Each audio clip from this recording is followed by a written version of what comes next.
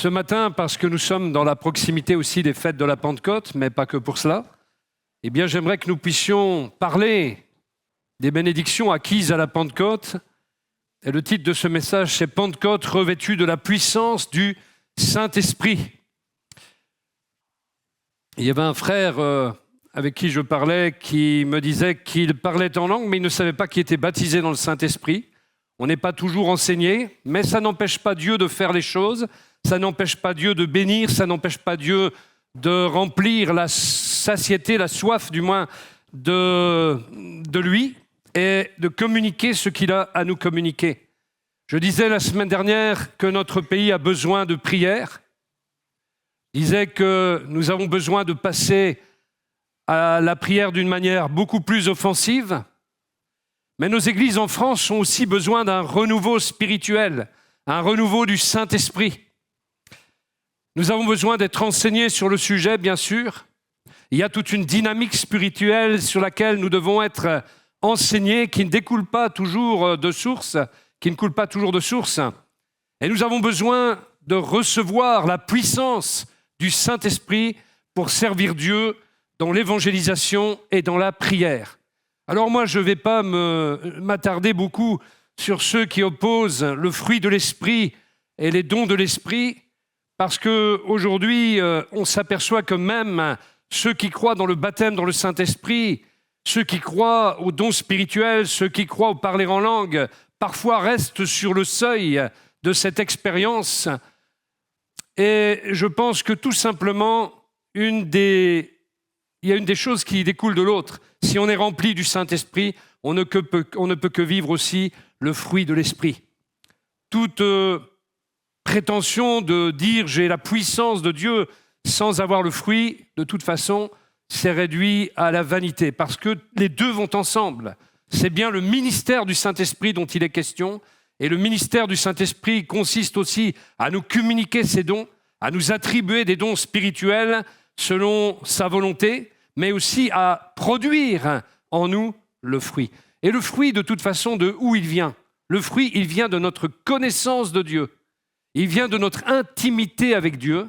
Et dans la connaissance et l'intimité que nous avons avec Dieu, eh bien, il y a la révélation des paroles de Dieu. Dieu nous révèle sa parole, elle s'incarne en nous. Et à cause de cela, à cause de cette révélation, eh bien, il y a le fruit, il y a la vie, parce que la révélation produit la vie. La lettre tue, mais l'esprit vivifie. Et les paroles de Dieu sont esprit et vie. Et nous avons besoin réellement de cette dynamique spirituelle. Et elle découle de ce qui est l'inauguration, en quelque sorte. Elle découle du baptême. Baptême, c'est la première des choses. C'est, en quelque sorte, on étrenne les dons que Dieu nous fait. Le baptême, c'est inaugural. C'est le cas dans notre vie chrétienne quand nous décidons de nous faire baptiser d'eau. C'est l'inauguration de notre appartenance à la famille de Dieu. Et c'est notre engagement à servir le Seigneur en le suivant. Et lors de la Pentecôte, dans Acte 2, la promesse du Père, comme l'avait annoncé Jésus, elle est venue sur les 120 disciples réunis dans la chambre haute pour l'attendre en priant. Il n'y a pas eu d'exception. Tous ont reçu le baptême dans le Saint-Esprit parce que c'était la promesse du Père. Donc si c'était la promesse du Père, c'était la volonté divine. Et c'est l'acte inaugural, la Pentecôte, de cette glorieuse expérience qui s'est perpétuée au fil des siècles durant l'histoire de l'Église. Car Pierre le dira dans Acte 2, verset 39, « Car la promesse est pour vous, pour vos enfants et pour tous ceux qui sont au loin, en aussi grand nombre que le Seigneur Dieu les appellera. » Et c'est une réalité qui s'est perpétuée jusqu'à notre siècle. Cette expérience est donc destinée à tous les croyants.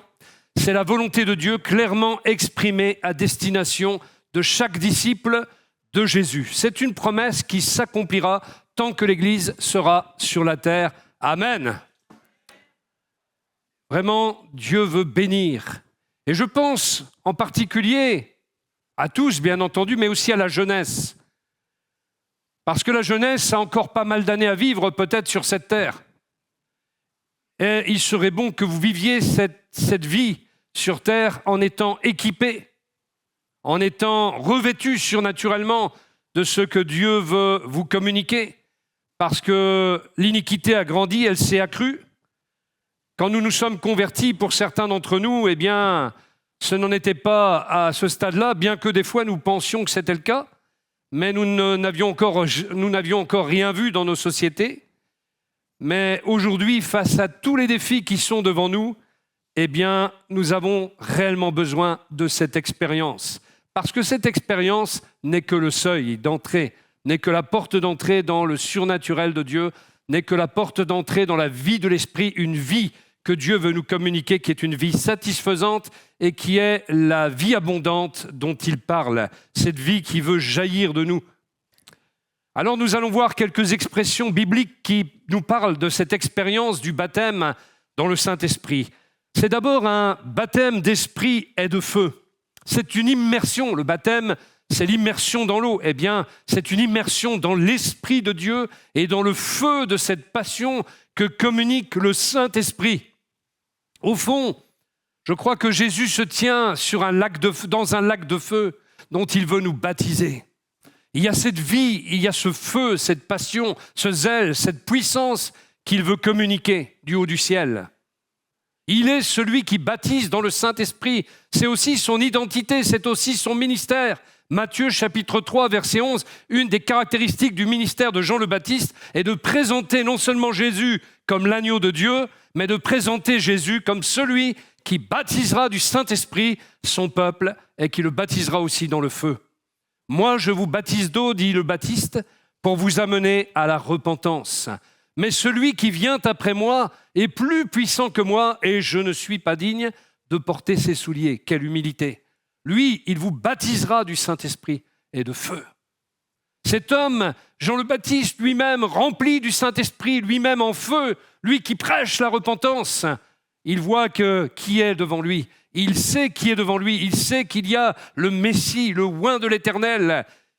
Et il sait l'identité parce que le Saint-Esprit lui a communiqué l'identité de Jésus. Et à plusieurs reprises, il va présenter les caractéristiques de Christ. Lui, il vous baptisera du Saint-Esprit et de feu. Bien sûr, il est question aussi ici d'une action de purification. C'est pour ça qu'on ne peut pas opposer puissance du Saint-Esprit et le fruit, parce que le Saint-Esprit, quand il vient dans sa puissance, il accomplit une action de purification, d'où la présence de ce feu également. Il purifie dans la gloire de Dieu, dans la présence de Dieu. Nous ne pouvons qu'être purifiés. Dans un moment comme nous avons vécu ce matin, nous devons nous laisser purifier parce que la gloire de Dieu, à travers sa présence, est là et nous ne pouvons que nous laisser purifier. Il est saint et si nous sommes dans le coup, si nous sommes dans la présence de Dieu, nous ne pouvons que nous abaisser devant lui et recevoir sa gloire, recevoir sa purification, recevoir de la part du Saint-Esprit, cette action de purification en nous, de sanctification, de destruction par son feu, de tout ce qui est une scorie, de la potasse, de la pourriture, tout esprit charnel, et nous laisser sanctifier tout comme on est immergé en lui. Et c'est pour cette raison qu'on ne peut opposer le résultat de la dynamique spirituelle apportée par le baptême dans le Saint-Esprit avec le fruit. Les deux vont de pair, et je me refuse complètement à opposer l'un et l'autre. L'un est forcément la conséquence de l'autre. Toute autre chose n'est que de la polémique stérile. Une autre expression employée par Jésus, c'est les fleuves d'eau vive.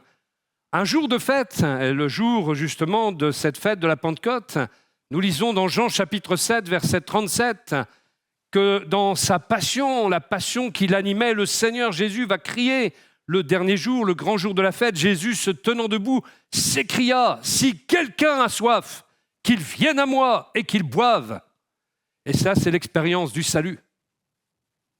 Celui qui croit en moi, des fleuves d'eau vive couleront de son sein, comme dit l'Écriture. Et ça, c'est l'expérience du baptême de l'Esprit qui va nous permettre de déborder de cette vie spirituelle abondante, surabondante même, qu'il nous apporte, qu'il nous communique. Il dit cela de l'Esprit que devait recevoir, remarquez bien, devait recevoir ceux qui croiraient en lui, car l'Esprit n'était pas encore, parce que Jésus n'avait pas encore été glorifié. Jésus promettait, Jésus annonçait ce qui allait venir lors de la Pentecôte. Et véritablement, nous avons besoin de cette vie. Qui n'a pas besoin de cette vie? Nous avons chanté comme une biche soupire après des courants d'eau. Ne sommes-nous pas ces biches qui soupirent pour être rafraîchis constamment? Le monde est sec, le monde est désertique à cause du péché, à cause de la stérilité, à cause de tout le mal qui peut s'y commettre. Mais nous avons besoin, nous, de la vie. Une seule goutte d'eau de la vie de Dieu est suffisante pour nous rafraîchir. Amen. La vie céleste, la vie abondante qui est en Christ, car c'est une vie céleste. De tout temps, Dieu a voulu se répandre même en nous, chez l'homme. Depuis le début, dans le Jardin d'Éden, on voit toute cette vie déjà manifestée à travers ces fleuves qui sont là, présents. On voit cette volonté de Dieu que la vie habite la terre, mais que la vie spirituelle, la Zoé de Dieu, puisse nous être communiquée depuis le ciel. Dieu veut vraiment habiter en nous. Et en nous habitant, il veut faire déborder cette vie jaillissante, extraordinaire, qu'il a pour nous. La vie avec Dieu n'est pas une vie de religiosité. La vie avec le Seigneur n'est pas une vie de routine. C'est une vie d'aventure de la foi. C'est une vie d'effervescence. C'est une vie où on pétille. C'est une vie où la vie jaillit. C'est une vie où il y a toujours des torrents tumultueux de vie. Il y a toujours une fraîcheur, un renouvellement constant, permanent. C'est ça la vie de Dieu. C'est ça la vie du royaume. Et c'est ça que Dieu a toujours voulu communiquer à l'homme. L'homme a rejeté ce que Dieu voulait lui offrir, mais à l'Église, celle qui s'est acquise par son propre sang, il veut communiquer cette grâce, il veut communiquer cette vie, il veut communiquer cette puissance venue d'en haut. Alléluia, alléluia.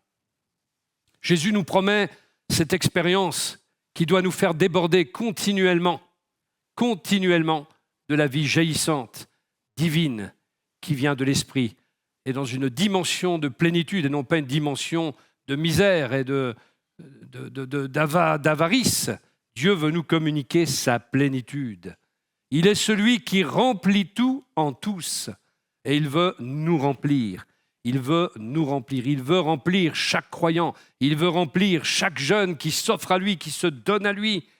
Il y a des promesses dans la parole de Dieu, dans le prophète Joël pour la jeunesse. Il veut communiquer cette effusion de l'Esprit à toute chair, mais aussi en particulier à la jeunesse qui a besoin de cette onction, qui a besoin de ce revêtement de puissance. Et le revêtement de puissance est une autre expression qui est employée. Jésus a parlé d'un revêtement de puissance tel qu'il ne voulait pas que ses disciples fassent quoi que ce soit de leur propre ressort, tant que ce revêtement surnaturel ne serait pas venu sur eux. Non pas qu'on ne puisse pas rien faire si on n'est pas baptisé du Saint-Esprit, car nous avons quand même reçu le Saint-Esprit lorsque nous avons cru, lorsque nous sommes nés de nouveau, et nous sommes devenus ainsi ses temples. Mais c'est une recommandation du Seigneur à utiliser des ressources spirituelles plutôt que nos propres ressources.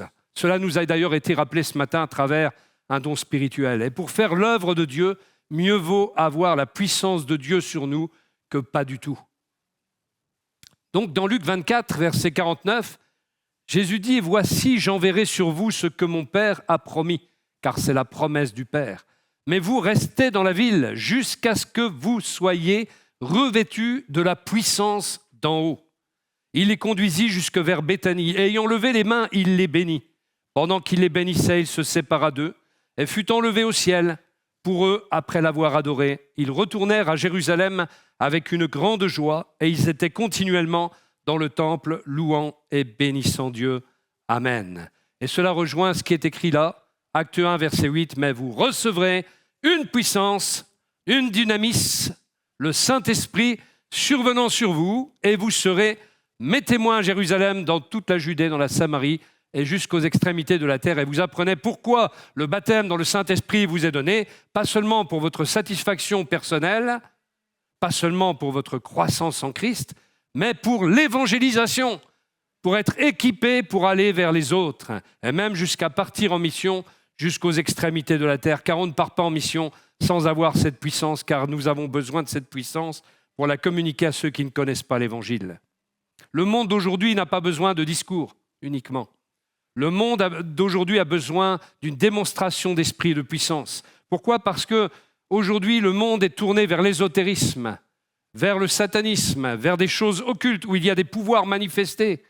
Et comme lors de la première Église, dans les Actes, eh bien, la puissance de Dieu s'est manifestée pour contrer l'idolâtrie de l'époque et l'occultisme qui avait cours. Et ça n'a pas changé. Et plus nous évoluons dans le temps, plus nous dégénérons dans le domaine spirituel d'ailleurs, mais le Seigneur veut que les défis soient remportés. Et une église qui remporte le défi, c'est une église qui vit dans la puissance du Saint-Esprit pour communiquer à ceux qui ne le connaissent pas cette vie, cette puissance, et que les démons soient chassés, que les malades soient guéris, etc., etc.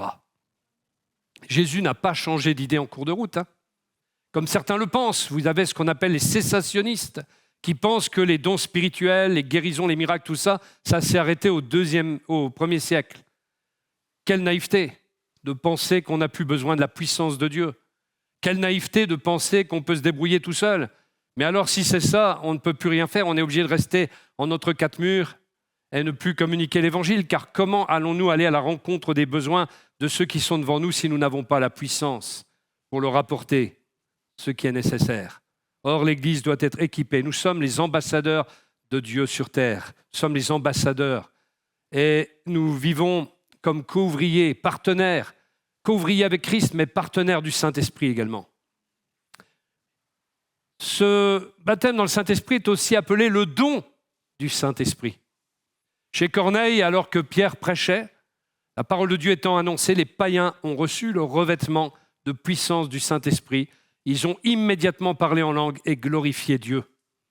En fait, la Bible dit même littéralement que le Saint-Esprit est tombé sur eux. C'est comme s'il y avait une impatience de Dieu. Vous savez que l'image qui est employée ici par l'apôtre, par Luc, c'est l'image d'un aigle qui tournoie pour observer sa proie jusqu'à ce que le moment soit venu pour fondre à toute vitesse sur cette proie. Et le Seigneur est en quelque sorte fondu à toute vitesse sur les croyants dont les dispositions de cœur étaient présentes pour recevoir cette puissance. Et il nous faut être disposés, il nous faut être ouverts, il nous faut être dans la prière pour que vraiment le Seigneur fasse son œuvre. Il faut être disposé à recevoir, être attentif à ce que Dieu veut faire. Et les païens ont ainsi reçu. Acte 10, verset 44, comme Pierre prononçait encore ces mots, le Saint-Esprit descendit sur tous ceux qui écoutaient la parole. Tous les fidèles circoncis qui étaient venus avec Pierre furent étonnés de ce que le don du Saint-Esprit était aussi répandu sur les païens. Car ils les entendaient parler en langue et glorifier Dieu. Alors Pierre dit, peut-on refuser l'eau du baptême à ceux qui ont reçu le Saint-Esprit aussi bien que nous?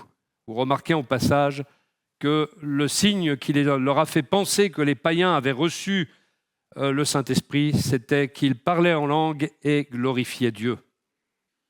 Et ainsi, ils en ont conclu qu'ils ne pouvaient pas leur refuser l'eau du baptême. Dans un deuxième temps, voyons dans quelle atmosphère on reçoit le Saint-Esprit. Personnellement, je pense, au vu de ce qui est écrit dans la parole de Dieu, qu'on reçoit le baptême dans le Saint-Esprit dans une atmosphère de foi, de prière et d'attente. Dans Acte 1, verset 13, il est écrit « Quand ils furent arrivés, ils montèrent dans la chambre haute où ils se tenaient d'ordinaire. C'était Pierre, Jean, Jacques, André, Philippe, Thomas, Barthélemy, Matthieu, Jacques, fils d'Alphée, Simon le Zélote et Jude, fils de Jacques. Tous, c'est important ça, tous, d'un commun accord, persévéraient dans la prière avec les femmes et Marie, mère de Jésus, et avec les frères de Jésus. » Et dans l'acte 2, il est écrit, ils étaient tous ensemble dans le même lieu. C'est dans l'Église, c'est dans le rassemblement des croyants que nous sommes appelés à vivre aussi ces bénédictions. Il y avait donc une attente active de la part de ces 120 disciples qui vont se réunir dans la chambre haute. Et c'est ce qui manque parfois aujourd'hui, une attente active, proactive. On est trop passif.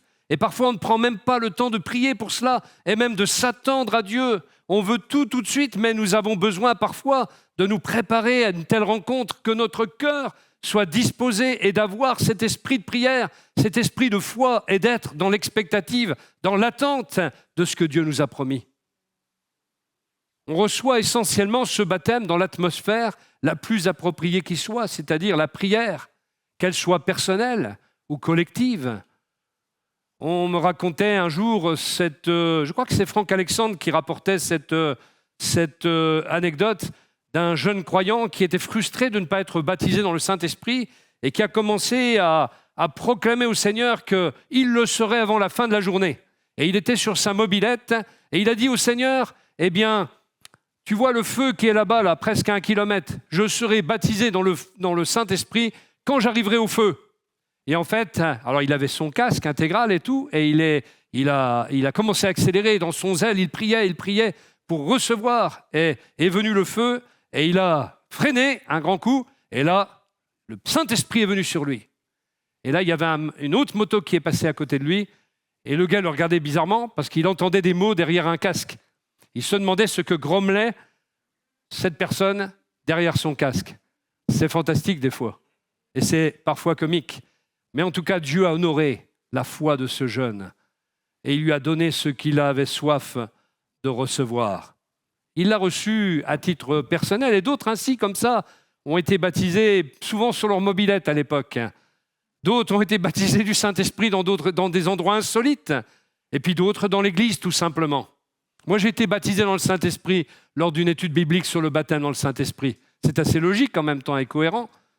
La parole s'est incarnée. Elle a suivi.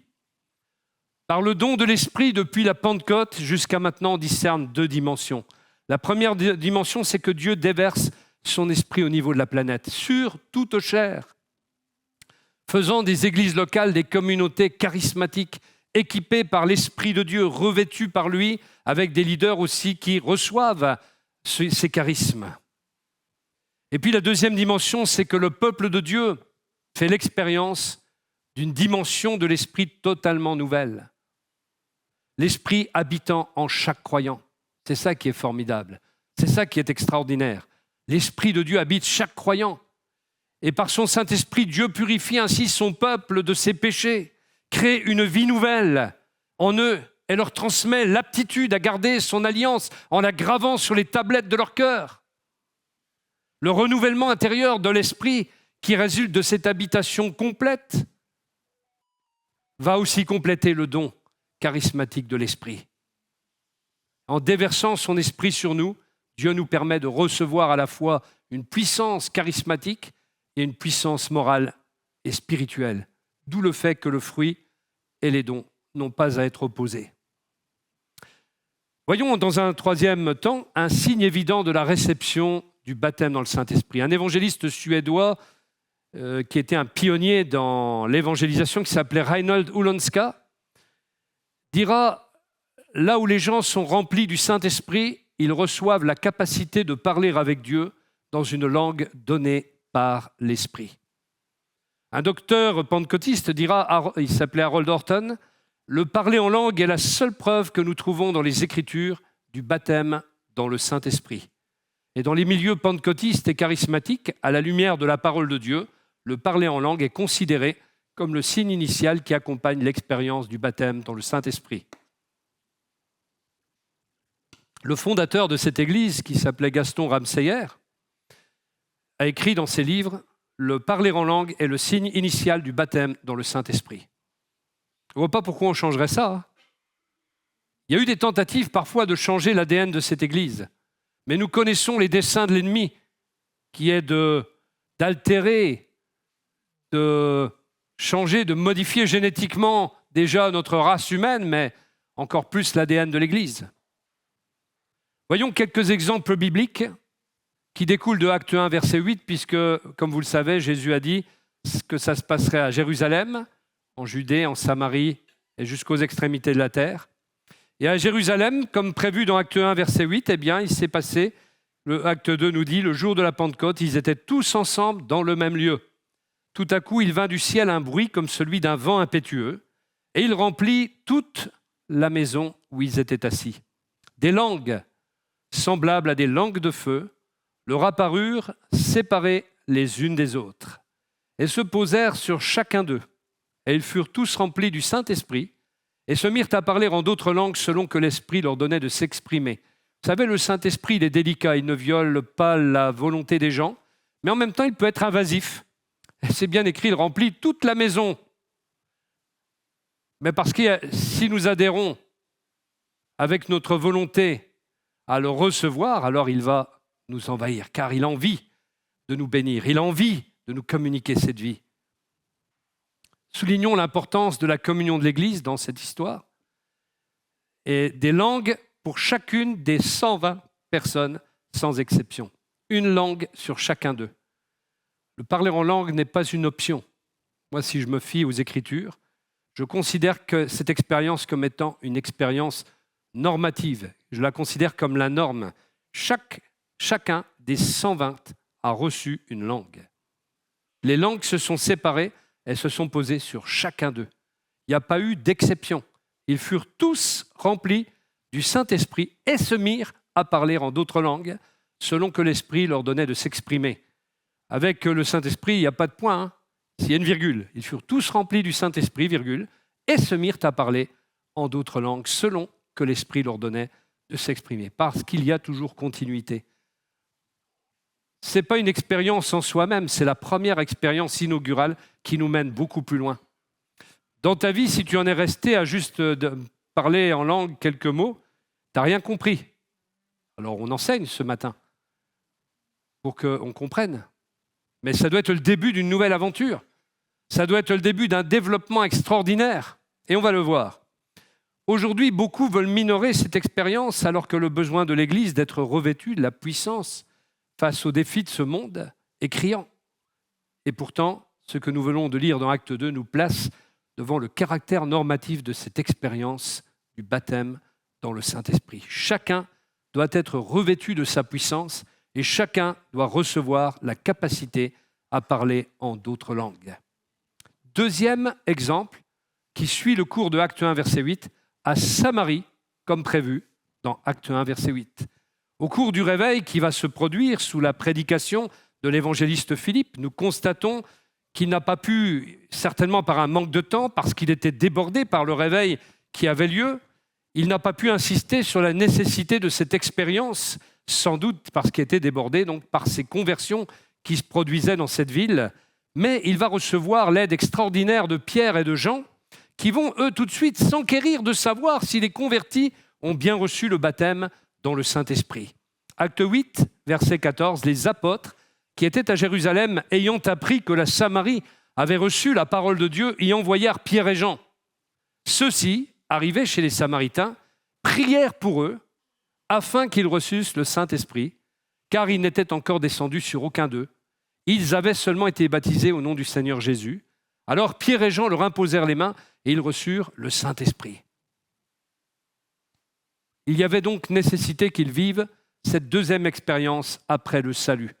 Et Pierre et Jean ont trouvé opportun de descendre de Jérusalem, ou de monter, je ne sais plus s'ils sont montés ou s'ils sont descendus, mais en tout cas, ils ont trouvé opportun de se rendre à Samarie pour pouvoir s'enquérir de ce qui se passait réellement et de voir si l'évangile intégral était prêché, reçu aussi et vécu.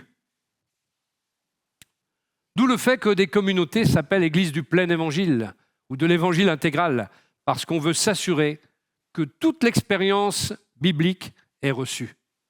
Si vous vous posiez la question, c'est un peu la réponse. Et puis nous arrivons à troisième exemple, l'effusion du Saint-Esprit chez Corneille, dont on a lu déjà tout à l'heure, qu'ils ont reçu l'Esprit quand la parole de Dieu était prêchée par l'apôtre Pierre. Et nous voyons que la manifestation audible des langues est pour les croyants présents la preuve que les païens ont reçu le baptême dans le Saint-Esprit. Et puis, on arrive jusqu'aux extrémités de la terre, comme promis dans Acte 8, 1:8. Paul aussi, donc, va s'enquérir de ceux qui se sont convertis à Éphèse. Il veut savoir s'ils ont bien reçu le baptême dans le Saint-Esprit. Acte 19, Pendant qu'Apollos se trouvait à Corinthe, Paul, après avoir traversé la région montagneuse d'Asie mineure, descendit à Éphèse. Il y rencontra un petit groupe de disciples. Elle leur demanda « Avez-vous reçu le Saint-Esprit quand vous êtes devenus croyants ?» Ils lui répondirent « Nous n'avons même pas entendu dire qu'il y ait un Saint-Esprit. » Manque d'enseignement, hein ? « Quel baptême avez-vous donc reçu ?» poursuivit Paul. « Celui de Jean-Baptiste, lui répondirent-ils. Il y avait un petit train de retard, vous voyez là. « Oui, reprit Paul, Jean baptisait les Israélites pour indiquer qu'ils changeaient de vie. Mais il leur disait aussi de croire en celui qui viendrait après lui, c'est-à-dire en Jésus. Après avoir entendu cela, ils furent baptisés au nom du Seigneur Jésus. Paul leur imposa les mains, le Saint-Esprit descendit sur eux. Ils se mirent à parler dans diverses langues et même à prophétiser. Il y a eu un plus. Vous voyez, les 4 exemples sont là pour décliner Acte 1, verset 8. Les langues ont été reçues partout où Jésus avait dit que l'évangile devait être proclamé.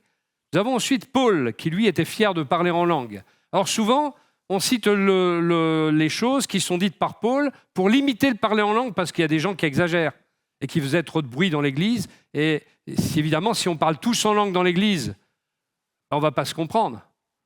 Donc il y avait nécessité d'un ordre. Mais malheureusement, on a cité les paroles de Paul, mais dans un certain sens. Mais n'empêche qu'il est écrit dans 1 Corinthiens 14, verset 18, « Je rends grâce à Dieu de ce que je parle en langue plus que vous tous. » L'apôtre Paul considérait que le parler en langue était important pour le développement de sa vie spirituelle. Et chez chaque personne qui déclare être baptisée du Saint-Esprit, on doit pouvoir rencontrer ce signe, cette évidence de la réception de base. J'entends des prédicateurs dire que tous ne sont pas obligés de parler en langue. Ça, c'est quand on veut baisser le niveau. Parce qu'on voit bien qu'on n'y arrive pas, que le niveau n'y est pas, alors on essaie de baisser le niveau pour se justifier. Mais ce n'est pas la norme biblique. À la Pentecôte, nous voyons que tous ont parlé en langue, chez Corneille également, chez les 12 disciples d'Éphèse, à Samarie également. Voilà donc la norme, et celle-ci est haute, elle n'est pas basse. Ne comptez pas sur moi pour baisser la norme. Ça fait 8 ans aujourd'hui que je suis là, j'ai toujours prêché le baptême dans le Saint-Esprit. Vous me l'avez entendu et je le continuerai jusqu'à ma mort à le prêcher. J'entends des prédicateurs ainsi baisser le niveau, mais ça ne doit pas être. Dire le contraire, c'est minimiser une expérience que Dieu veut nous communiquer. Alors nous allons parler de ce qu'est la prière en langue. C'est le 4e élément et non pas le 3e. Qu'est-ce que le parler en langue ? Je pense que nous avons besoin réellement de le savoir. Pour recevoir, il est bon de savoir ce qu'on va recevoir. Il y en a même des fois qui ont peur parce qu'ils ont peur que ce soit Satan qui parle à travers eux. Ce n'est pas le cas. Quand Dieu communique quelque chose, ça vient de lui. Ce qu'il nous offre vient de lui. Une prière qui est de l'ordre du surnaturel divin. La prière en langue, c'est un miracle. Pourquoi ? Marc 16, verset 17. « Voici les miracles qui accompagneront ceux qui auront cru. En mon nom, ils chasseront les démons. Ils parleront de nouvelles langues, etc. » Le parler en langue est donc un miracle. Et c'est quelque chose de miraculeux. C'est une prière miraculeuse, en quelque sorte. Jésus ne parle pas ici de personnes polyglottes, comme certains le croient, mais de gens qui vont recevoir la capacité de parler des langues nouvelles, surnaturelles, inconnues. Elles sont nouvelles car exclusivement destinées au peuple de Dieu. L'Ancien Testament en parle dans 1 Corinthiens 14, verset 21. Paul reprend une citation d'Ésaïe. « Il est écrit dans la loi, c'est par des hommes d'une autre langue et par des lèvres d'étrangers que je parlerai à ce peuple. Et ils ne m'écouteront pas même ainsi, dit le Seigneur. » Dans ce passage, très compliqué d'ailleurs d'Ésaïe, on ne peut pas voir, là en français, c'est impossible de rendre l'hébreu dans ce passage-là, mais sachez que dans l'hébreu, quand il est question d'homme d'une autre langue, eh bien, je vais vous le dire comme ça, mais ne le prenez pas à la lettre, c'est comme si il est écrit en hébreu, c'est par des hommes qui disent « shabalabalabala » ou quelque chose comme ça, dans ce genre-là, que Dieu parlera. Ça, beaucoup ne le savent pas. Mais si vous lisiez l'hébreu, vous sauriez que c'est écrit comme ça. C'est une manière de dire que c'est un langage qui n'est pas forcément un langage articulé, mais en tout cas, un langage étranger, une nouvelle langue. Et c'était l'Ancien Testament, donc ce n'est pas complet, ce n'est pas encore toute la révélation. la révélation. Nous l'avons dans 1 Corinthiens 14. Et si Paul a jugé utile de parler de cela, c'est pour une bonne raison, car lui lisait l'hébreu. Et il faudrait pouvoir lire l'hébreu comme lui le lisait pour qu'on puisse vraiment faire le rendu de ce passage correctement. Parce qu'en français, je dirais que ça ne rend pas bien. En tout cas, ça ne rend pas comme ça devrait. Le parler en langue est une prière qui transcende le naturel. Paul dira dans 1 Corinthiens 14, verset 14, « Car si je prie en langue inconnue, mon esprit est en prière, mais mon intelligence n'intervient pas. » C'est une prière spirituelle, elle transcende le naturel, d'où son utilité. Hélas, de nombreux chrétiens n'ont pas du tout compris le sens du parler en langue, qu'ils l'aient reçu ou non d'ailleurs. Et en fait, c'est une prière qui nous propulse dans l'intimité de Dieu, dans une plus grande proximité, dans les hauteurs, car parfois nos mots ne suffisent plus, on le sent bien, et cette prière en langue vient prendre le relais de la prière faite en français pour nous. Harold Orton, toujours ce docteur pentecôtiste, dira « Il y a dans le cœur des rachetés un abîme qui ne peut être comblé par la pensée. N'avez-vous jamais, en la présence de Dieu, senti que les mots ne vous suffisaient plus? N'avez-vous jamais pleuré sur l'impuissance de vos paroles à exprimer votre émotion en la présence de celui que votre âme adore? » J'ai le souvenir d'une répétition qu'on faisait avant de faire tout un spectacle de Noël, je crois.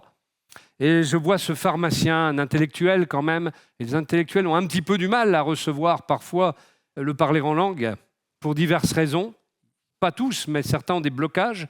Et je vois encore ce frère qui était avec nous et on était en train de prier pour la répétition, pour que Dieu bénisse ce temps où nous allions nous produire en spectacle pour évangéliser à travers quelque chose qui était bien fait d'ailleurs. Et d'un seul coup, bloum, il était baptisé dans le Saint-Esprit dans le hall de la salle du Bedou à la Ronde Couture. Extraordinaire.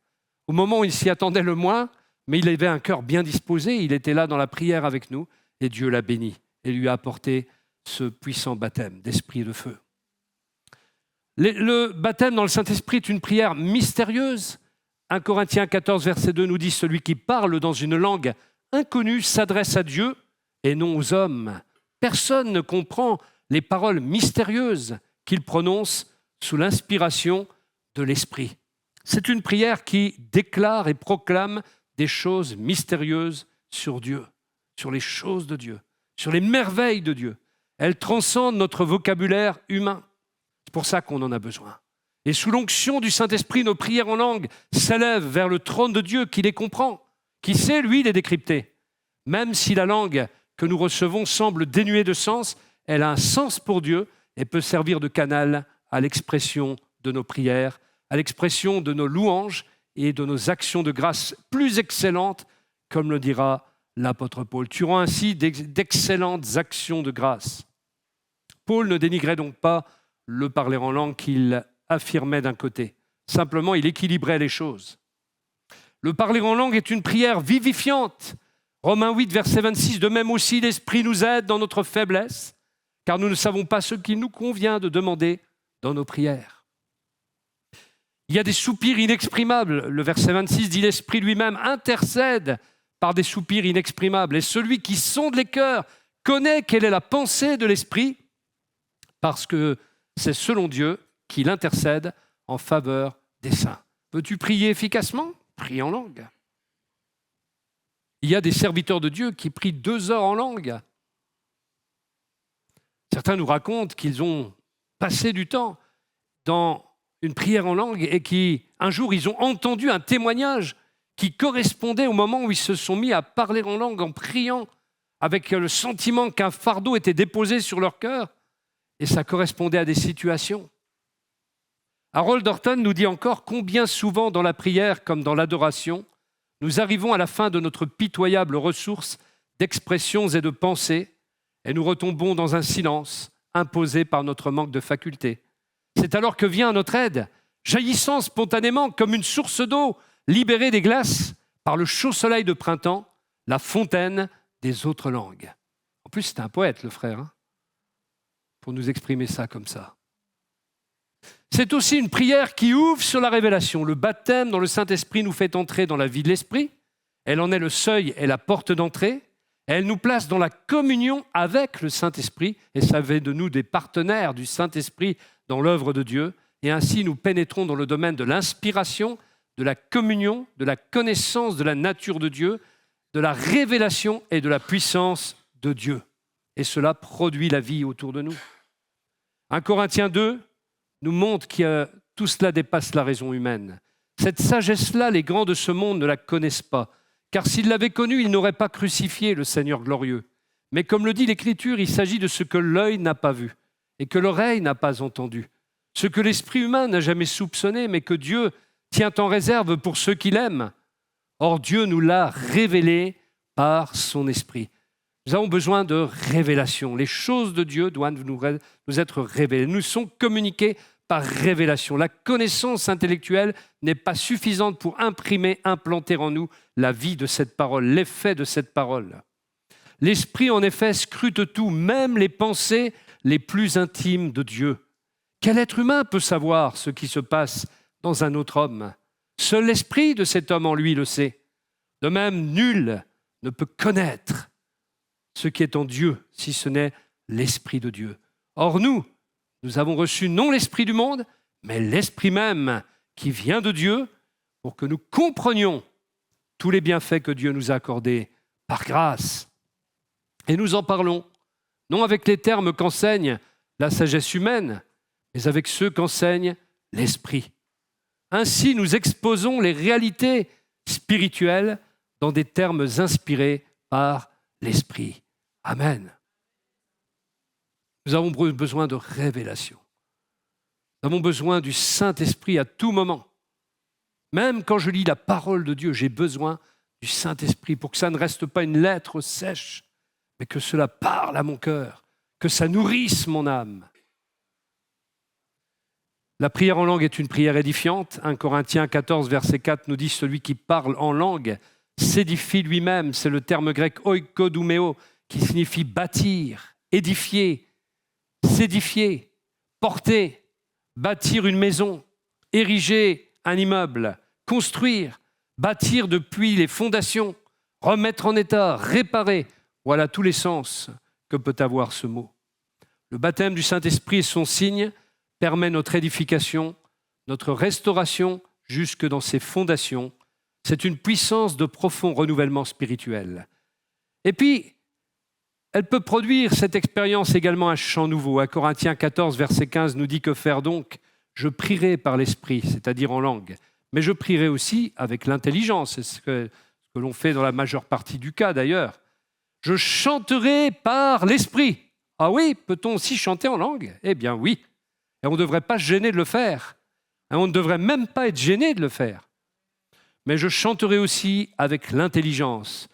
Bruno qui est là, tiens, Bruno Gary, j'en profite de dire que Bruno est parmi nous avec son épouse Véronique. Si tu te souviens bien, nous avions reçu il y a fort longtemps dans l'église Matania, un groupe de Metz, composé exclusivement de musiciens. C'était une église de musiciens avec des gens qui étaient au conservatoire.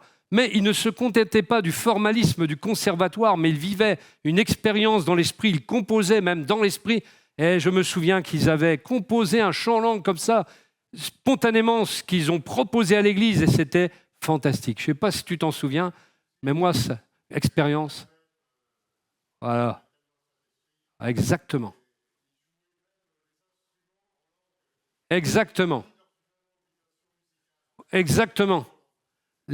Même les instruments partaient dans des sons qu'on ne connaît pas vraiment, des mélodies qui ne sont pas des mélodies qu'un être humain d'habitude compose. C'était extraordinaire.